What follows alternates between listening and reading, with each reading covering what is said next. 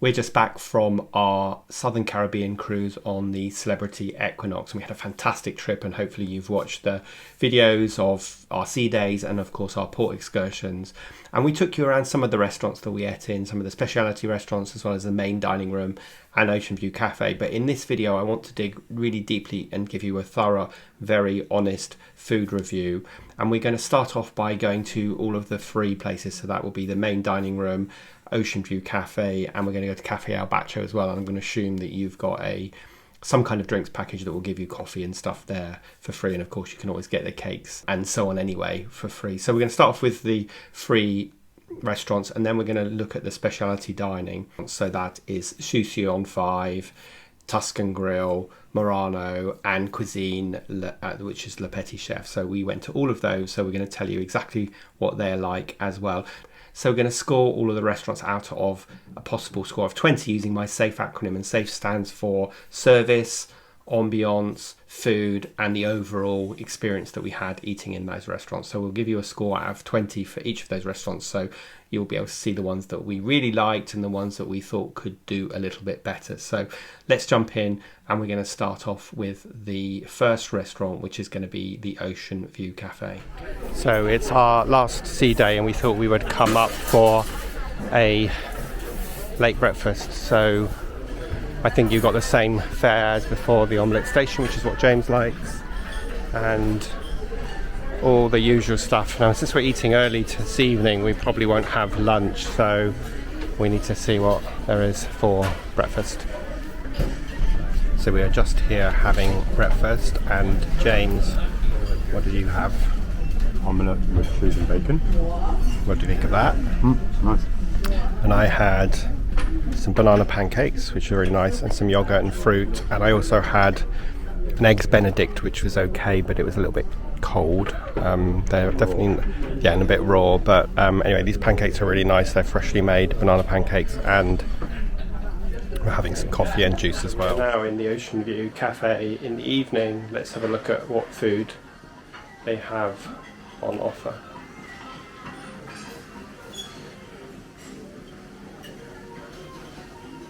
Fruits. I have to do this properly.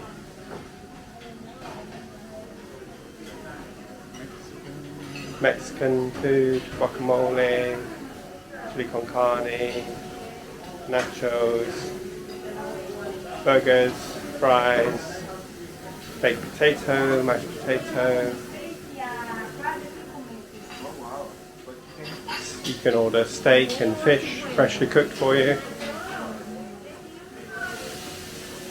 Nice smells from the Indian station.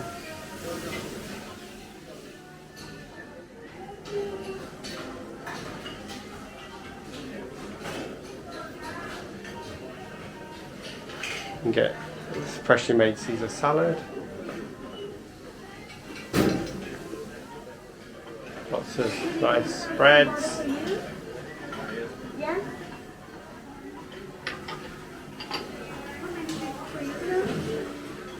Hello. Waffles. Banana, all sorts of different toppings on your waffles. That's nice.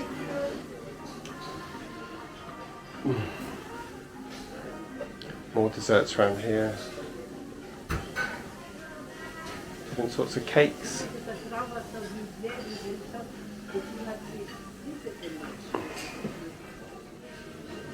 What's here, James?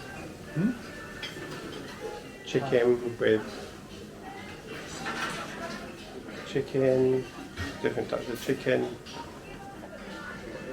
Fried rice, chicken stir rice, so the Chinese area. Beef bourguignon.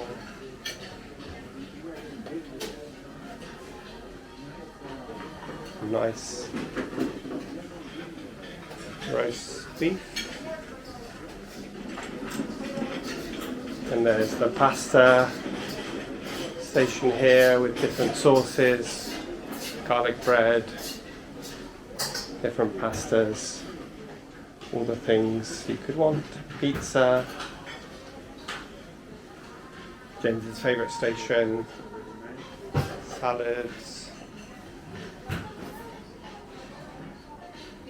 And pizza, they're making the dough, which looks good, and then you can get some ice creams to finish your... Hello, how are you? How are you doing today? Good, thank you. Please. This is the included ice cream that you can get in the Ocean View Cafe. James is having some cherry frozen yogurt, which looks nice. It's a big piece, and then you can have some sauces and some sprinkly things. So that's the Ocean View Cafe, and in full disclosure, we only ate here for breakfast and lunch a few times, and we wandered through after dinner.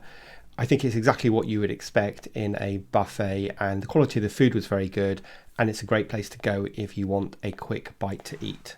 So let's move on to scoring. In terms of service, we gave this a 4 out of 5. Ambiance, we gave a 3 out of 5. Food was also a 3, and experience was a 3, giving a total of 13 out of 20.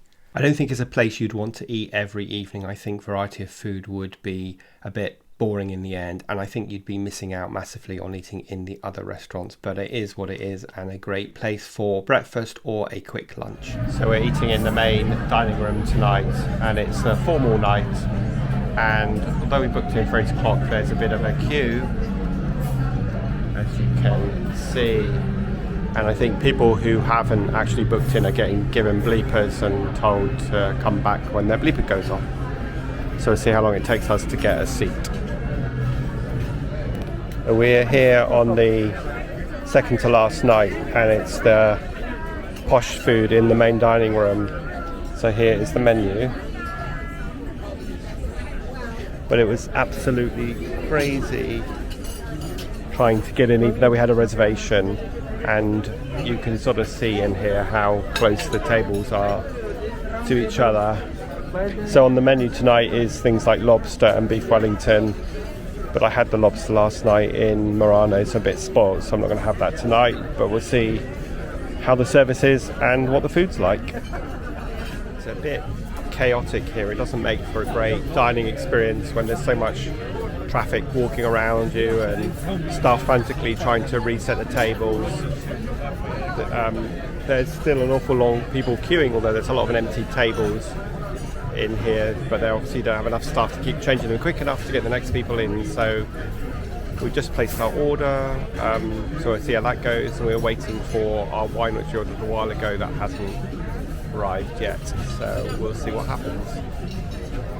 Okay, so I have the blue cheese souffle, which doesn't look very souffled, and James has got the arugula salad. How was your salad? Alright. What would you score that out of 10? And my souffle was okay. I'm not sure I'd know it was a blue cheese souffle, and it was a bit lukewarm, so it would have been nicer if it would have been a hotter, but it was fine. So I'm filling myself up with bread, so hopefully the main course will be more substantial. So we've both ordered the beef Wellington, which looks very nice, medium rare. This is a teeny slither though, so James was joking earlier that we might have to go up to the buffet after this, so we'll see, but anyway, it looks very nice. So we both had the baked Alaska for dessert, which is okay. What do you think, James? It's alright. It's just as good as the Petit Chef. Oh yeah, that was terrible. Anyway, that's the end of our main dining room experience tonight. We'll do a summing up later on. Okay, so that's our main dining room experience, and here's shots of some other food that we had in there. Now, the food was really good, if the portion sizes were pretty small, but to be quite honest, it was the ambiance and the fact that they were short-staffed, and some staff didn't seem to know what they were doing when they were seating us, and so you saw the long queues. So I think we were spoiled a bit by eating in a lot of the specialty dining restaurants, which made the MDR not look so good compared to them. So here is our food score. For service, we gave it a 2. Ambience a 2, unfortunately. The food quality was good at a 4, and the overall experience was a 2, giving a total of only 10 out of 20. So what do you think about eating in the main dining room? You probably had different experiences to us, so please do leave a comment and let us know. Let's move on to Cafe Al Bacio now. So we are now on deck 5 by Cafe Al Bacio, so we're going to get a coffee. What's worth knowing is that there's often a big queue over there, which is actually Cafe Al Bacio, but you can also get coffee here on the other side, so definitely worth knowing. So this is what I mean by going up a few yards from here and you go to the quiet area we've been sitting in, or you can be in the busy area right by Cafe Al Bacio, where admittedly they have lovely cakes, but we're going to grab a seat.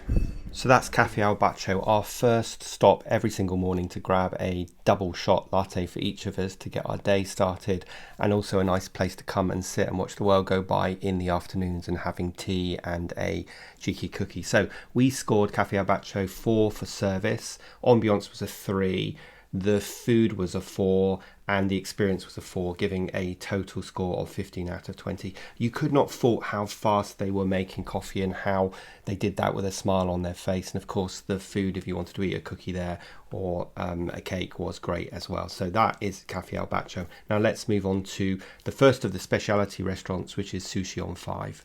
Now this is our favourite place to go on embarkation day because, as you probably know, everybody floods to the Ocean View Cafe and it gets super busy.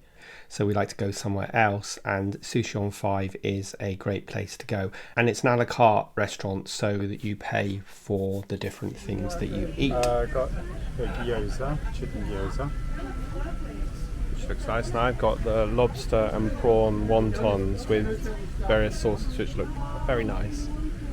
So we are starving, so we're going to go and eat them. Tell us about your... I had a chicken gyoza. Was it nice? Yes, it was. And what have you got now? Move your glass. The tataki trio, which is salmon, tuna, and ahi tuna. And I've got the sunset roll, which is tuna, salmon and mango. It looks really nice. This is about $11 or something. This is an a la carte menu, so you pay for whatever you buy. But if you have a specialty dining package, you can eat here and you get up to $50 per person.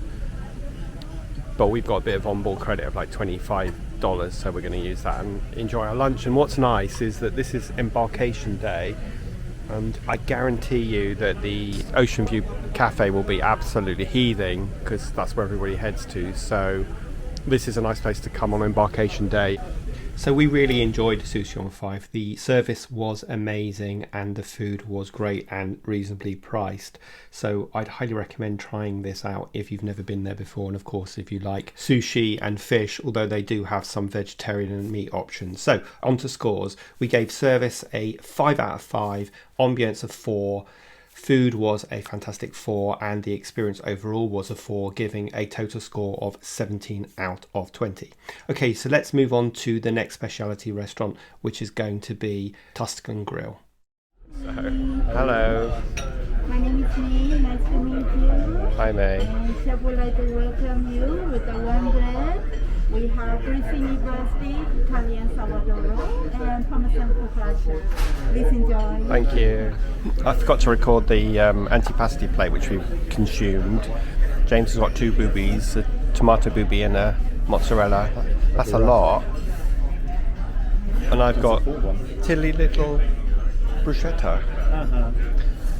Anyway, they both look really nice. So mine's got olive tapenade on it, and James has got bread salad basically. But anyway, it looks good. So see what it's like. What do you think of your starter, James? That was delicious.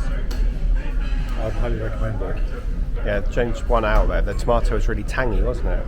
And my bruschetta was very nice. Okay, our main course has arrived, and we both got the filet mignon medium rare. I've got some mash and some broccoli coming, and James has got some broccoli and some spinach, and we've got some jus as well. It looks very nice. I'm sure the beef will live up to how it's been for the rest of the time since we've been here. Thank you. Thank you. We've had amazing beef, so we'll have a taste and let you know what it's like. Okay, to finish off our meal, James is having the fig gelato, and I'm having this Bamoni donuts, which are pistachio donuts and cherries and vanilla ice cream. I think I might need a stomach pump after this. How's that, James? Nice. Yeah, it is. And we've got some decaf lattes on the way, so to finish off a lovely meal. Well, that was the best dessert I've had. The cherries were really intense, and James enjoyed his fig gelato. So we ate 3 times in Tuscan Grille and overall had a fantastic meal, except for the night that we had the chicken, which wasn't so great, but this meal was certainly fantastic. So onto the scores. We gave the service a 5 out of 5, ambience of 4, food of 4, and the overall experience of 4, giving a total of 17 out of 20. And we would highly recommend that you go and spend a bit of extra money and eat at Tuscan Grille. Okay, so let's move on to Le Petit Chef. I'm not going to show too much of this because you can see a full review in our Martinique Day 7 video, which I'll put a link to at the top. But it was definitely a good, fun evening. And now, without further ado, allow me to introduce to you, all the way from France, measuring 6 centimeters, the world's smallest chef, Le Petit Chef. So we're starting off with the French onion soup because either of us fancied the bouillabaisse, which is a very shellfishy soup. Okay, so we've had our first course. Now we're moving on to the next course, which is the lobster. The French onion soup was fine, but nothing to write home about really. And then the lobster arrives. Well, that was very nice. James, what was the chicken like? A bit tough, but tasty.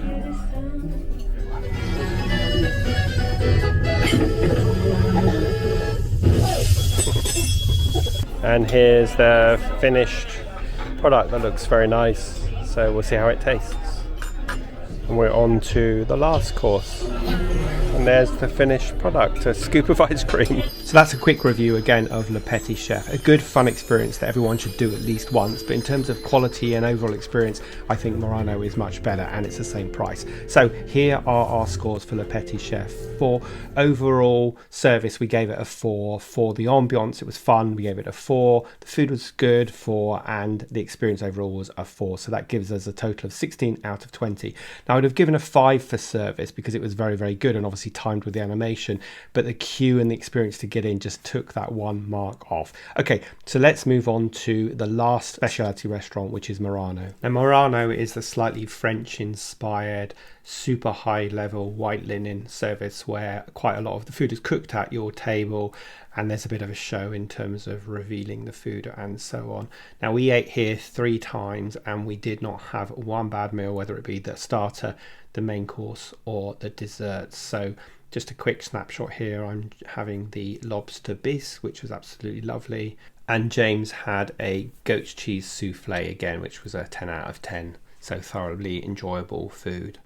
And this was a different kind of theatre to Le Petit Chef, but you can see that the service was impeccable and they make a moment of revealing your food. This was a Chateaubriand, which was carved at the table side, and you can see was perfectly cooked and just as delicious as it looks in the video. This was preceded by a lovely cheese course and then some petit fours, and if we could possibly cram any more in, my absolutely favourite dessert on the whole cruise ship, which was the Grand Marnier souffle with a creme anglaise that was poured in the middle. My mouth is watering just re-watching this video. So an absolutely fantastic experience. The 3 times that we went there, to be honest, we could have eaten there every night if we could have afforded to. Lovely environment, super friendly, helpful servers, and as I say, a different kind of theatre to Le Petit Chef, but one that was perhaps even better. So I'd highly recommend it. So let's look at the scores that we gave Murano. And to be honest, it was hard to fault this, so we gave service a 5 out of 5, the ambience was amazing, 5 out of 5, quality of food was superb, and the overall experience was a night to remember, giving a total score of 20 out of 20. So let's summarise our overall results. So we put way in first place Murano with a 20 out of 20, and then in joint second place we had Tuscan Grille and Sushi On Five. And then Le Petit Chef, which was really enjoyable evening, came in at a 16, but we also have to consider sort of value for money here, and obviously the overall experience that I talked about, you know, trying to get into that restaurant, which kind of knocked a mark off. In 5th place with a score of 15, we have Cafe El Bacio, and I know in a way we shouldn't really put Cafe El Bacio as a restaurant in here, and then we had Ocean View Cafe coming in 6th place with a score of 13, and finally at the bottom with a score of just 10 was the main dining room. Now, I want to caveat all of this with two things really. First of all, I totally understand it's our own personal experience, and it's experience we had on the Celebrity Equinox, and it might be different on different cruise ships. I also want to say that this was one of the first cruises on the Equinox that was sailing at nearly full capacity. I think there were only 15 rooms that weren't sold. And I think that the main dining room was short-staffed and really struggled to put those two things together, being short-staffed, maybe training people up and sailing at capacity. And that meant that our overall experience in the main dining room definitely wasn't the same as we've had on previous cruises. So that's why it came in last place. The food was fine, but you know, the atmosphere wasn't so great, and the experience of getting in and being so close to everyone, as you saw in the video, just knocked a few marks off. So obviously, like I said, that's our own experience. What's your experience? I'd love to know what you think, so please do leave a comment below. And obviously, if you enjoyed today's video, make sure you hit the subscribe button. There's lots more good stuff to come, so if you hit the subscribe button and the bell, then you will be alerted when our next new video comes out. And of course, please do share this with your friends and family as well. But other than that, hope you found today's episode useful. Do let us know what you think, and we will see you next Sunday as we head out on the road again.